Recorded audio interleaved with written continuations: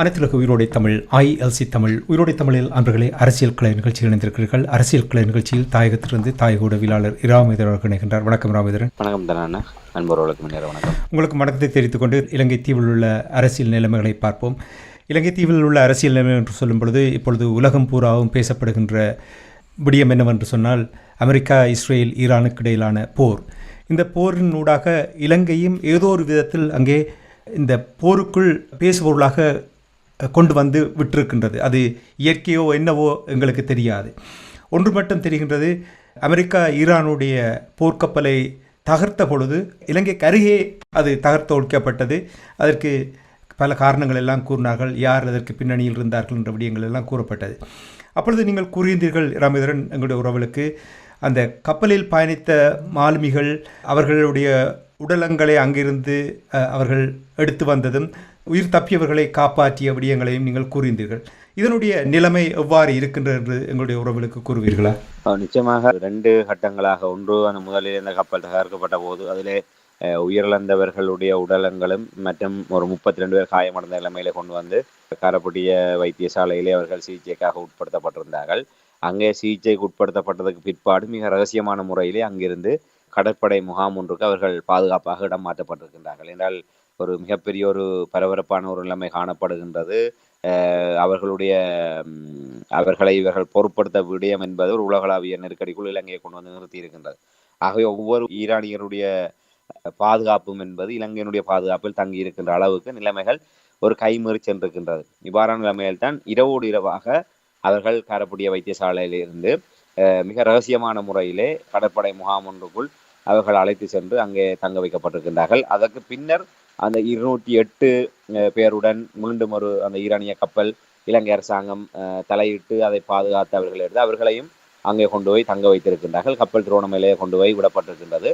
அதே போன்று அந்த முதலிலே தாக்கப்பட்ட அந்த கடற்படை கப்பல், ஈரானுடைய கடற்படை கப்பலிலிருந்து 80க்கும் மேற்பட்டவர்களுடைய உடலங்கள் மீட்கப்பட்டு அதுவும் அங்கே காரப்பட்டிய வைத்தியசாலையிலே வைக்கப்பட்டிருக்கின்றது.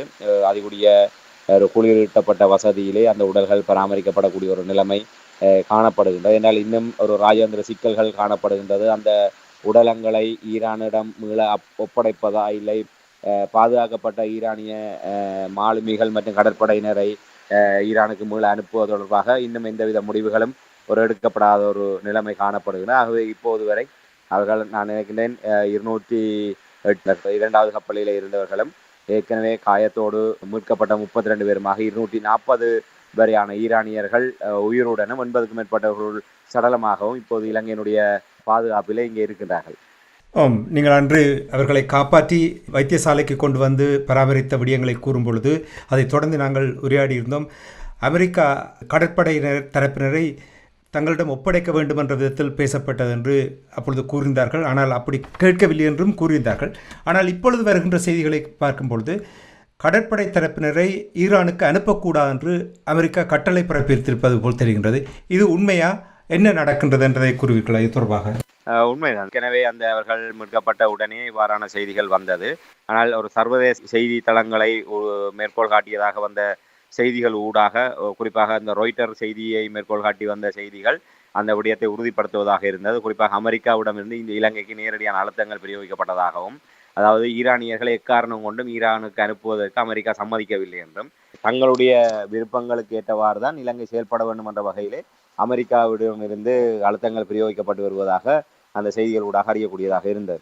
அது மாத்திரமல்லாமல் ஈரானியர்களை ஒருபோதும் நேரடியாக ஈரான் அரசாங்கத்தோடு தொடர்பட்டு பரிமாற்றம் செய்வதற்கு அமெரிக்கா அனுமதி மறுத்து வருவதாகவும் செய்தி வருகின்றது. அந்த செய்திகளை அடிப்படையாக வைத்துத்தான் ஒரு பதட்ட நிலைமை ஏற்பட்டது.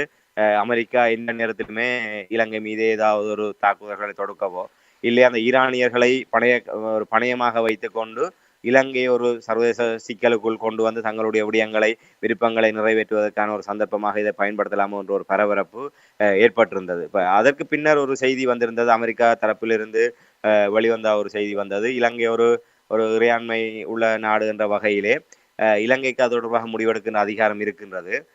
பாதுகாத்து வைத்திருக்கின்ற அந்த ஈரானியர்களுடைய எதிர்கால நடவடிக்கைகள் தொடர்பாக முடிவெடுக்கின்ற அதிகாரம், சுதந்திரம் இலங்கைக்கு இருக்கின்றது என்ற வகையிலான ஒரு அறிவிப்பு வெளிப்படையாக வந்தது. ஒருவேளை இந்த விமர்சனங்கள், இந்த செய்திகள் வெளிவந்ததுக்கு பிற்பாடு அது அமெரிக்காவினுடைய ஒரு நற்பெயருக்கு களங்கத்தை ஏற்படுத்தக்கூடியதாக இருக்கும் என்று உணரப்பட்டதனால் இப்படியான ஒரு அறிவிப்பு வெளிப்படையாக விடப்பட்டது ஒன்றுதான் ஐயப்பட தோன்றுகின்றது.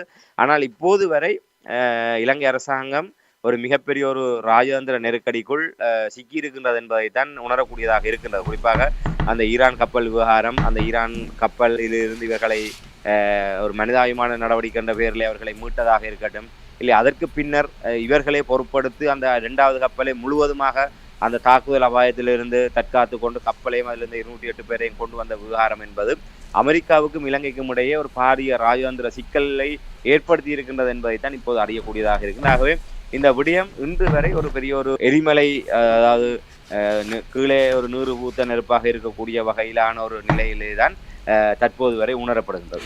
மிராபதிரன், அன்று நீங்கள் கூறும்பொழுது கடலிலிருந்து காப்பாற்றி கொண்டு வந்தவர்களும் இனி இறந்தவர்களுடைய உடலையும் கொண்டு வந்த பொழுது இவற்றை பராமரிக்க வேண்டும். பராமரிப்பதென்றால் அது ஒரு இலகுவான விடயம் இல்லை. வருகின்ற செய்திகளை கேட்கும் பொழுது இலங்கை அரசாங்கம் இதற்கும் கூட ஒரு பெரிய ஒரு சவாலுக்கு முகம் கொடுக்க வேண்டியது போல் இருக்கின்றது என்று உணரக்கூடியதாக இருக்கின்றது, அறியக்கூடியதாக இருக்கின்றது. இது தொடர்பாக என்ன அறிந்தீர்கள்? உண்மைதான். இலங்கையை பொறுத்தவரையிலே ஒவ்வொரு வைத்தியசாலை கட்டமைப்பை நீங்கள் எடுத்துக்கொண்டால் ஒரு சில உடலங்களை அந்த குளிரூட்டப்பட்ட நிலையிலே பராமரிப்பதற்கான வசதிகளோடு தான் காணப்படுகின்றது. கொழும்பு போன்ற பெரிய நகரங்களில் இருக்கக்கூடிய சில வைத்தியசாலைகளிலே ஒரு கணிசமாக ஒரு சில மேலதிகமான உடலங்களை பாதுகாக்கக்கூடியதாக இருக்கும். ஆனால் பெருந்தொகையான சடலங்களை அவ்வாறு ஒரு குளிரூட்டப்பட்ட நிலைமையிலே வைத்து பாதுகாக்கின்ற பராமரிக்கின்ற வசதிகள் என்பது இலங்கையிலே அவ்வளவாக இல்லை. அவ்வாறான நிலைமையிலே கிட்டத்தட்ட 80க்கும் மேற்பட்ட உடலங்களை அவ்வாறு குளிரூட்டப்பட்ட நிலைமையில வைத்து பராமரிப்பது என்பது மிக சிக்கலான ஒன்று. அது ஆரம்பத்திலிருந்தே இவர்கள் ஒரு அந்த வைத்தியசாலை கட்டமைப்புக்கு மீறியதாக இவர்கள் இதற்கான பிரத்யேகமான சில ஏற்பாடுகளின் ஊடாகத்தான் அந்த உடலங்கள் பராமரிக்கப்பட்டு வருவதாக அறிவிக்கப்பட்டது. அதே நேரத்திலே இந்த மீட்கப்பட்ட உடலங்கள் என்பது ஒரு அசாதாரண நிலைமையிலே மீட்கப்பட்டது. ஏற்கனவே ஒரு தரையிலே ஒரு நோய் நிலைப்பட்டு அவர் உயிரிழந்தவுடன் அவர்களுடைய உடல் பதனிடப்பட்டு அவ்வாறு குளிரூட்டப்பட்டு பராமரிக்கப்படுவது என்பது வேறு. கடலிலே ஒரு தாக்குதலுக்குள்ளாகி உயிரிழந்து அந்த கடல் நீரிலே அந்த உடல் சிதைவடைந்து அது ஊதி பெருத்த நிலைமையிலே அந்த உடல் எடுக்கப்படுகின்ற போது அது அவ்வாறான நீரிலே இருந்து பாதிக்கப்பட்ட ஒரு உடலம் மிக விரைவாக சிதிலமடையக்கூடிய வாய்ப்புகள் இருக்கின்றது. அதனுடைய உள்ளுறுப்புகள் என்பது மிக வேகமாக எவ்வளவுதான் நாங்கள் குளிரூட்டப்பட்ட நிலைமையில வைத்திருந்தாலும் அந்த உடலுடைய சிதைவுத்தன்மையை தடுக்க முடியாத ஒரு நிலைமை ஏற்படும். அந்த நிலைமை இப்போது முகம் கொடுத்து வருவதாக அறியக்கூடியதாக இருக்கின்றது. தற்போது நேற்று கிடைத்த தகவல் அடிப்படையிலே அது ஒரு இலங்கை அரசாங்கத்துக்கு ஒரு பாரிய நெருக்கடி ஏற்படுத்தி இருக்கின்றது. ஏனால் கடலோடு கடலாக விட்டிருந்தால் ஒரு பிரச்சனையும் இல்லை. இப்போ 80க்கும் மேற்பட்ட உடலங்களை இவர்கள் பொறுப்படுத்தி வைத்திருக்கின்ற போது அதில் ஏற்படுகின்ற சிக்கல்களுக்கு அவர்கள் முகம் கொடுக்க வேண்டிய நிலைமை ஏற்படும். இப்போது வைத்தியசாலை தரப்பிலே இங்கே சொல்லப்படுகின்ற நிலைமை என்பது அரசாங்கத்துடைய நிலைமைகள் எவ்வாறு இருக்கின்றது என்பதற்கு அப்பால் ஈரான் அரசாங்கத்திடம் கையளிப்பதிலே ஒரு நெருக்கடிகள் காணப்படுகின்றது. அமெரிக்காவுடைய அழுத்தங்கள் இருக்கின்றது. ஆகவே இதை கடந்து இலங்கையினுடைய வெளிவார அமைச்சும் ஈரானுடைய வெளிவார அமைச்சும் இது தொடர்பான தீவிர பேச்சுவார்த்தைகளை நடத்தி வருவதாகவும் அறியக்கூடியதாக இருக்கின்றது. ஆனால் வைத்தியசாலை தரப்பிலே வருகின்ற தகவல்கள் நாங்கள் அறிகின்ற போது அவர்களுடைய நிலைப்பாடு என்பது இதை தொடர்ச்சியாக மேலும் ஒவ்வொரு நாட்கள் வைத்து பராமரிப்பது என்பதே ஒரு சவால் நிறைந்த ஒன்றாக இருக்கின்றது. ஒன்று சுகாதார ரீதியான பிரச்சனைகளுக்கு முகம் கொடுக்க வேண்டிய ஒரு நிலைமை ஏற்படும். அதை கையாளுகின்ற போது பாரிய சிக்கல்களுக்கு முகம் கொடுக்க வேண்டிய நிலைமை இருக்கின்றது. ஆகவே ஈரான் அரசாங்கத்தோடு இவர்கள் ஒரு இணக்கப்பாட்டுக்கு வந்து அந்த உடல்களை இலங்கையிலே வைத்து அடக்கம் செய்வதற்கோ இல்லை தகனம் செய்வதற்கோ உரிய ஒரு நடவடிக்கை ஒரு முடிவு எடுத்தால் அதை உரிய முறையிலே இங்கே செய்வதற்கு நாங்கள் தயாராக இருக்கின்றோம். அந்த முடிவு தான் இப்போ தற்போது நிலைமையிலே ஒரு சால பொருத்தமான விடயம். இல்லை என்று சொன்னால் உடனடியாகவே ஈரானிடம் இந்த உடலங்கள் கையளிக்கப்பட வேண்டும். இல்லை என்று சொன்னால் இலங்கையிலே அதை அடக்கம் செய்வதற்கோ இல்லை தகனம் செய்வதற்கோ உரிய நடவடிக்கை எடுக்க வேண்டும். இல்லை என்று சொன்னால் ஒரு பாரிய சிக்கல்களுக்கு முகம் கொடுக்கக்கூடிய அளவில் தான் அதை பராமரித்து வருகின்ற அந்த வைத்தியசாலை தரப்பினருடைய நிலைப்பாடாக நாங்கள் அறியக்கூடியதாக இருக்கிறோம். நிறைய சவால்களுக்கு இலங்கை அரசாங்கம் முகம் கொடுத்து கொண்டிருக்கின்ற என்று நீங்கள் கூறும்பொழுது இன்னும் ஒரு விடயத்தை நான் உங்களிடம் கேட்டு உங்களுடைய கருத்தை அறிந்து கொள்ள விரும்புகிறேன். உங்களுக்கு தெரியும், உலக அரசியலில் உலக நாடுகளில் பெரிய மாற்றங்கள் ஏற்பட்டு கொண்டு வருகின்றது. இனிவரும் காலங்களில் அமெரிக்கா மத்திய கிழக்கு நாடுகளிலிருந்து இவ்வளவு காலமும் அவர்களுக்கு கிடைத்த அந்த வரவேற்பும் பாதுகாப்பும் இனிவரும் காலங்களில் கிடைக்காதென்று பல ஆய்வாளர்கள் கூறுகிறார்கள். அப்படி என்று சொன்னால் உங்களுக்கு தெரியும், இலங்கையை எப்படி அமெரிக்கா, சீனா, இந்தியா போன்ற நாடுகள் மாறி மாறி குழப்பங்களை ஏற்படுத்தி கொண்டிருக்கும் பொழுது அமெரிக்கா இப்பொழுது சில வேளைகளில் இலங்கையை முற்றுமுழுதாக தங்களுடைய கட்டுப்பாட்டுக்குள் கொண்டு வர வேண்டிய ஒரு தேவை வந்திருக்கின்ற என்ற விதத்தில் பலர் சிந்திக்கிறார்கள். அதைத்தான் நானும் அப்படித்தான் சிந்திக்கின்றேன். நீங்கள் எப்படி பார்க்கிறீர்கள்? இந்த உலக அரசியலில் ஏற்பட்டிருக்கின்ற, குறிப்பாக இந்த ஈரான், அமெரிக்கா, இஸ்ரேலுக்கு இடையிலானது போரினால் ஏற்பட்டிருக்கின்ற இந்த உலக மாற்றம் இலங்கை தீவை முடக்கப் போகின்றது என்று நீங்கள் நம்புகிறீர்களா? எப்படி பார்க்கிறீர்கள்? நிச்சயமாக அந்த ஈரானுடைய கடற்படை கப்பல் அமெரிக்காவினால் தாக்கி அளிக்கப்பட்ட போதே அந்த சந்தேகம் வலுவாக எழுந்தது என்று சொன்னால், வலிந்து இலங்கையை ஒரு போர் நெருக்கடிக்குள் கொண்டு வந்து தங்களுடைய ஒரு ஆளுகைக்குள் இலங்கையை கொண்டு வருவதற்கு அமெரிக்கா டொனால்ட் ட்ரம்ப் அரசாங்கம் திட்டமிட்டிருக்கின்றது என்கின்ற ஒரு விடயம் அப்போதே உணரப்பட்டது. ஏனென்று சொன்னால் அவர்கள் வேண்டும் என்று சொன்னால் அந்த கப்பலை இலங்கையை கடந்து ஒரு இன்னும் ஒரு குறிக்கப்பட்ட கடல் மைல்கள் பயணிக்க விட்டிருந்தால் அந்த கப்பல் இலங்கையினுடைய சர்வதேச கடற்பரப்புக்குள் செல்கின்ற ஒரு நிலைமை ஏற்பட்டிருக்கும். அந்த சர்வதேச கடலிலே வைத்து அந்த கப்பலை தாக்கியிருக்க முடியும். இல்லை, இந்திய கடற்பரப்பிலே வைத்து இதை தாக்கி இருந்தால் இந்தியாவோடு இவர்கள் அவ்வளவு தூரம் பாய்க்கக்கூடிய அளவுக்கான நிலைமையாக அது மாறி இருக்கும். ஆகவே இலங்கை போன்ற ஒரு நாடு உங்களுக்கு தெரியும், இந்திய சமுத்திரத்துடைய முத்து என்ற நிலையில இருந்தது இந்த இலங்கை இந்திய சமுத்திரத்தினுடைய கண்ணீர் துளியாக பார்க்கப்படுகின்ற அளவுக்கு இலங்கையினுடைய நிலைமை மாறி இருக்கின்றது. சீனாவாக இருக்கட்டும், சீனாவினுடைய பட்டுப்பாதையிலே மிக முக்கிய கேந்திரமாக இலங்கை காணப்படுகின்றது. இந்தியாவை பொறுத்தவரையிலே பிராந்திய பாதுகாப்பில் இலங்கை இந்தியாவுக்கு மிக முக்கியமான ஒன்றாக இருக்கின்றது.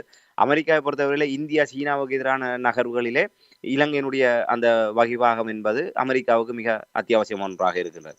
ஆகவே உலக அரசியலாக இருக்கட்டும், இல்லை பிராந்திய அரசியலாக இருக்கட்டும், இதிலே மிக முக்கியமாக சொல்வார்கள், இருதலை கொள்ளி எறும்பை போன்று இலங்கையினுடைய நிலைமை என்பது சிக்கலான ஒன்றாக இருக்கின்றது. அன்றைய காலம் தொட்டு இன்று வரை கிட்டத்தட்ட ஒரு அரை நூற்றாண்டு காலம் என்ன அதற்கு முன்பட்ட காலத்திலிருந்தே இலங்கையிலே இவ்வாறான ஒரு பின்னணியில் தான் வல்லரசுகளுடைய ஆதிக்கம் இருக்கின்றது. இப்ப அண்மை காலமாக நீண்ட ஒரு கோரிக்கையாக, அதாவது திருவோணமலை துறைமுகத்தை இல்லை கொழும்பில் இருக்கக்கூடிய ஒரு பெரிய நிலப்பரப்பை அமெரிக்கா தன்வசப்படுத்துவதற்கு பல முயற்சிகளை எடுத்து வருகின்றது. குறிப்பாக இந்த சோஃபா உடன்படிக்கை கூட அவ்வாறான ஒரு பின்னணியில் தான் இலங்கை அரசாங்கத்துக்கு கடந்த காலங்களில் நெருக்கடி கொடுக்கப்பட்டது. அந்த உடன்படிக்கை தெற்கிலங்கையில யார் ஒரு கூறியிருந்தார், அந்த சோஃபா உடன்படிக்கை கையெழுத்திடப்பட்டிருந்தால் இன்றைய நிலைமையிலே இலங்கையினுடைய நிலைமை வேறு விதமாக மாறி இருக்கும். கேட்டுக்கல்வி இல்லாமல் அமெரிக்க படைகள் இலங்கையை தங்களுடைய தளமாக பயன்படுத்தி இருப்பார்கள். அது இலங்கையினுடைய எதிர்காலத்துக்கே மிக பாரிய ஒரு அச்சுறுத்தலாக மாறி இருக்கும் என்ற ஒரு விடயம் சொல்லப்பட்டது. இதன் காரணமாக தான் அந்த சோஃபா உடன்படிக்கைக்கு மிகப்பெரிய ஒரு எதிர்ப்புகள் இலங்கையிலே முன்வைக்கப்பட்டு வந்தது. ஆக அமெரிக்கா நீண்ட நாட்களாகவே கண் வைத்து வருகின்றது இலங்கையிலே ஒரு தளம் வேண்டும். குறிப்பாக இந்தியாவுடைய காலடியிலே ஒரு தன்னுடைய இராணுவ தளத்தை அமைப்பது, அதனூடாக இந்தியாவுக்கு எப்போதுமே ஒரு தொடர்ச்சியான ஒரு ஒரு ஒரு அச்சுறுத்தல் நிலைமை ஏற்படுத்தக்கூடிய, இல்லை தங்களுடைய இந்த இந்திய சமுத்திர பிராந்தியத்திலே தங்களுடைய ஒரு தளத்தை வலுவாக அமைப்பது என்பது என்ற கனவு அவர்கள் நீண்ட காலமாக இருக்கின்றது. அதற்கு பல்வேறு காலகட்டங்களிலே நெருக்கடிகளை கொடுத்து வந்தார்கள். அதை அடிப்படையாக வைத்துத்தான் இந்தியா, சீனா, அமெரிக்கா இடையே இலங்கை தன்னுடைய லாபகமாக விடயங்களை கையாண்டு நன்மைகளை அனுபவித்துக் கொண்டிருந்தது. இப்படிப்பட்ட நிலைமையில் தான் இப்ப ட்ரம்பினுடைய இந்த நகர்வு என்பது, இந்த கப்பலை தாக்கி இவர்களை இப்போது அனுமதித்தது என்பது, அந்த 208 பேரையும் அந்த கப்பலை இவர்கள் மீட்டு இலங்கையிலே இவர்கள் தங்க வைத்தது என்பது தங்களுடைய சொந்த காசிலே தூணியம் செய்து போன்ற நிலைமையாக மாறியிருக்கின்றது. இப்போது அமெரிக்காவினுடைய விருப்பத்தை மீறி எதுவுமே செய்ய முடியாதுங்கிற நிலைமைக்கு வந்திருக்கின்றது. இன்று பிராந்திய வல்லரசு என்று சொல்லக்கூடிய இந்தியாவே டொனால்ட் ட்ரம்பிடம் அனுமதி பெற்றுத்தான் இந்த உலக நெருக்கடியின் பிரதிபலனாக ஒரு 30 நாட்களுக்கு ரஷ்யாவிடம் கச்சா எண்ணெய் பெறுவதற்குரிய அனுமதியை பெற முடிகின்றது. ஒரு பிராந்திய வல்லரசாக இருக்கக்கூடிய இந்தியாவே தனக்கு இருக்கின்ற அந்த தார்மீக உரிமையின் அடிப்படையிலே, ஏனால் ட்ரம்ப் கூறியிருக்கிறார், ரஷ்யாவோடு சட்டவிரோதமான முறையிலே உறவுகளை வைத்துக் கொள்கிற அத்தனை பேருமே அமெரிக்காவுக்கு எதிரியாக பார்க்கப்படுவார்கள் என்று. அதை இப்போது வரி என்கின்ற ஒரு ஆயுதத்தை வைத்து சகல நாடுகளையும் தன்னுடைய காலிலே போட்டு மிதிக்கின்ற அளவுக்கு தான் அமெரிக்காவுடைய அணுகுமுறை இருக்கின்றது. ஆனால் இன்று வளைகுடா யுத்தம் என்பது உலகளாவிய ரீதியான எரிபொருள் சிக்கலை கொண்டு அந்த விநியோக சங்கிலி அறுத்து விட்டிருக்கின்றது. ஆகவே அவரவர்களுக்கு ஒரு இயல்பாக ஒரு நியாயம் இருக்கின்றது, அவர்கள் அதற்கு மாற்றான ஏற்பாடுகளை செய்வதற்கு. அந்த நியாயத்தின் அடிப்படையில் கூட செய்ய முடியாமல் அமெரிக்க டொனால்ட் ட்ரம்பிடம் அனுமதி கேட்டு, ஐயா இப்படி பிரச்சனை இருக்கின்றது, நாங்கள் ரஷ்யாவுடன் எரிபொருளை பெற்றுக்கொள்ள உங்களுடைய அனுமதி வேண்டும் என்று கேட்டு டொனால்ட் ட்ரம்ப் பிச்சை போட்டு, அந்த பிச்சையில் தான் இந்தியா 30 நாட்கள் ரஷ்யாவுடன் கச்சா எண்ணெயை பெறுகின்ற அளவுக்கு நிலைமை இருக்கின்றது என்றால் இலங்கையினுடைய நிலைமை எப்படி இருக்கும்? இலங்கை அமெரிக்காவை மீறி ஏதாவது செய்துவிட முடியுமா? இல்லை. ஆக இப்போது இலங்கை பெரிய ஒரு பொருள். ஆனால் எல்லோருமே அச்சப்படுவதை போன்று, இப்போது நீங்கள் குறிப்பிட்டதை போன்று வளைகுடா நாடுகளில் அமெரிக்காவினுடைய அடித்தளம் என்பது ஆட்டம் கண்டு வருகின்றது.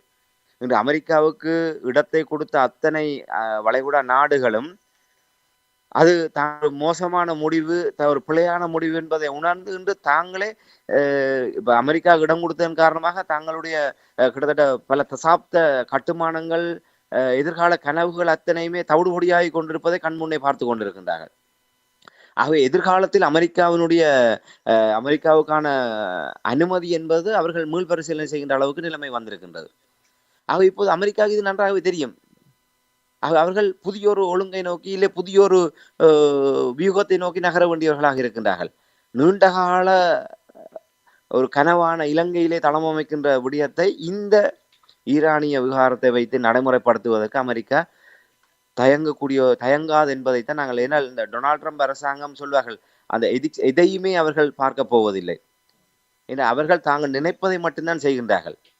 அமெரிக்க மக்களுடைய வாக்குகளால் தெரிவு செய்யப்பட்ட டொனால்ட் ட்ரம்ப் ஈரானுடைய உச்ச தலைவர் யார், ஈரானுடைய ஜனாதிபதி யார் என்பதை தீர்மானிக்கின்ற இடத்திலே தான் அவர் இருக்கின்றார் என்று சொன்னால் அவர் எவ்வாறு எல்லை மீறி செல்கின்றார்? ஒரு மக்களால் ஜனாதிபதியாக தெரிவு செய்யப்பட்ட அந்த வெனிசுலா நாட்டிலே அந்த மதுரோவை இவர்கள் படையை அனுப்பி ஒரு நாட்டுக்குள் அத்துமீறி இறங்கி அவர்களை சிறைப்படுத்தி சென்று தன்னுடைய நாட்டில் சிறைப்படுத்தி வைத்திருக்கின்றார்கள். இவர் கடந்த கால மன்னராட்சி காலமோ இல்லை அந்த ஒட்டுமொத்த உலகத்தையுமே தங்களுடைய கட்டுப்பாட்டுக்குள் வைத்திருந்த அந்த ஏகாதிபத்திய நிலைமை என்கின்ற நிலையிலே தான் இன்று ஜனநாயகம் மலர்ந்திருக்கின்ற ஒவ்வொரு நாட்டிலும். இன்று அமெரிக்காவில் கூட மக்கள் ஜனநாயக முறைப்படி தான் டொனால்ட் ட்ரம்பை தெரிவு செய்திருக்கின்றார்கள். ஆக இன்று அடுத்த ஒரு தேர்தல் நடந்தால் டொனால்ட் ட்ரம்புக்கான நிலைமை என்பது கேள்விக்குறியாக இருக்கின்றது. அமெரிக்காவிலேயே கிட்டத்தட்ட 49% மக்கள் டொனால்ட் ட்ரம்பை நிராகரித்திருக்கின்ற நிலைமையிலே இன்னொரு நாட்டிலே சென்று இந்த ஒரு நாட்டு தலைவர் யார் என்பதை தீர்மானிக்கின்ற அளவில் தான் டொனால்ட் ட்ரம்பும் நெதன்யாகு தலைமையிலான அடாவடித்தனம், உலக அடாவடித்தனம் என்பது, அதாவது ஒரு சர்வதேச பயங்கரவாதமாக அது மாறி இருக்கின்றது.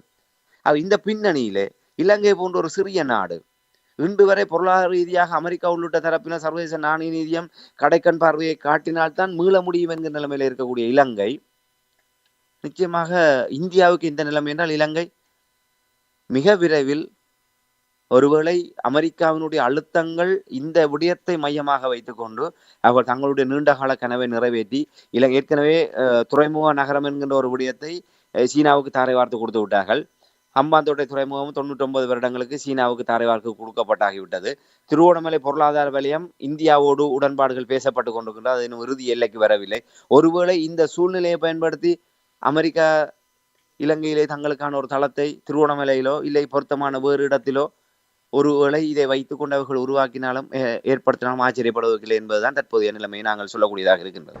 நன்றி ராமேந்திரன். இன்றைய நிகழ்ச்சியில் இணைந்து உலக அரசியலினால் ஏற்பட்டிருக்கின்ற நிலைமைகள் அது இலங்கையை எவ்வாறு தாக்கி இருக்கின்றது, குறிப்பாக ஈரானுடைய கப்பலை தகர்த்தொழித்த பொழுது அங்கிருந்து தப்பியவர்களை பாதுகாப்பாக கொண்டு வந்து வைத்திருந்த விடயமும், இனி உலக ஓட்டத்தில் மாற்றங்கள் ஏற்பட்டிருக்கின்றது, இது இலங்கை அரசாங்கத்துக்கும் ஒரு பெரிய ஒரு சவாலாக மாறப்போகின்றதா என்ற விடயங்களை உயிரோடை தமிழ் உறவுகளோடு பகிர்ந்து கொண்டமைக்காக உயிரோடை தமிழ் அன்பர்கள் சார்பாக நன்றி கூறிக்கொண்டு மீண்டும் என்ன ஒரு நிகழ்ச்சி இணைந்திருப்போம். அதுவரைக்கும் நன்றி, வணக்கம். நிச்சயமான நன்றி, வணக்கம். எமது பார்வையாளர்களுக்கு வணக்கம். மக்களின் குரலாய் ஓங்கி ஒலிக்கும் இலக்கு மின்னிதழ் மற்றும் உயிரோடை தமிழ் வானொலி ஆகிய இவ்விரு ஊடகங்களும் உங்களைப் போன்ற எமது நேயர்கள் நண்பர்களின் ஆதரவிலேயே இயங்கி வருகின்றன. மிக குறைந்த வளங்களுடன் பல இடர்கள் மற்றும் தடைகளை தாண்டி பயணிக்கும் எமது ஊடகங்களின் பணிகள் மேலும் வளர உங்களால் முடிந்த நிதியுதவியை வழங்கி இன்னும் காத்திரமான செயற்பாடுகளை முன்னெடுக்க உதவுமாறு மிகவும் பணிவன்புடன் வேண்டி நிற்கின்றோம். உங்கள் பங்களிப்பு உங்களின் உரிமை குரலாய் ஓங்கி ஒலிக்கும். நன்றி.